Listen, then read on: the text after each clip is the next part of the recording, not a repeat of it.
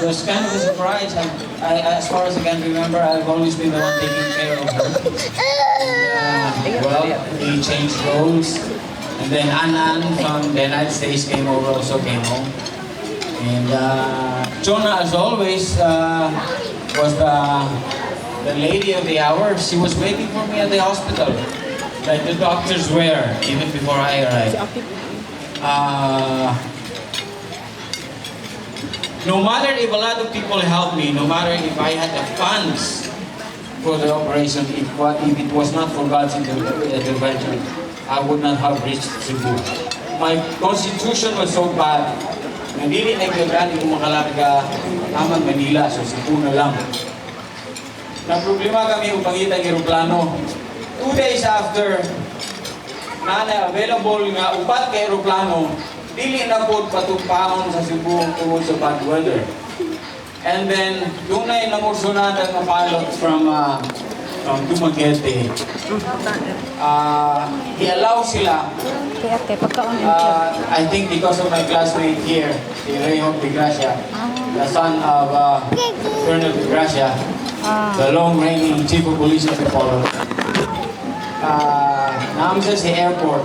So they allowed the pilot to fly, but then we had to arrange with Cebu to allow us to land in Cebu. So, hindi kami sa Dipolog na wala clearance sa Cebu. We arrived, we were allowed to land safely, and I was brought to the hospital. It was operated the next couple of weeks after my lungs were stabilized because of the infection due to smoking. Guys, can you please stop smoking? Who's smoking here? Nobody, it's only you. You don't want to cross. You don't want to cross with me. So please stop smoking or slow down, including your coffee. Coffee, guys. My blood pressure was low. My sugar was low. I'm very good. My cholesterol was low. Except for the smoking and the coffee.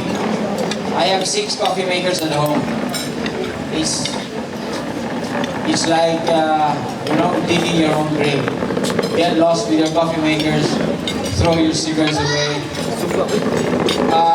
Instead, you can pay attention to your wife and your kids. Pansilita, exchange gift ka. Coffee coffee with anything, it's still wrong. Have your wife and your kids. And What if I wife? thank you for all your prayers. My parents, si Nanay Laling, ug Tatay Tinong, tuwangan sa Chicago. Murag nailong tulapos na magkuhan ni kay ang sunod na ako American. And then I have an American nephew here, si Istoy, yung mami murag mag-Amerikana sa. The third is British.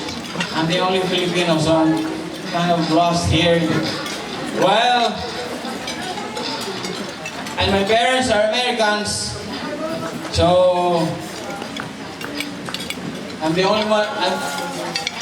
I'm the native, I'm the local who's here. They're not here, my parents are not here, but they are here with me in spirit, and I know their prayers are with me, are with us. And I thank my sisters, my foreigner sisters for adopting me. Thank you for coming. And of course, thank you for this party. Enjoy yourselves and live a healthy life. Live a life in Christ. Amen?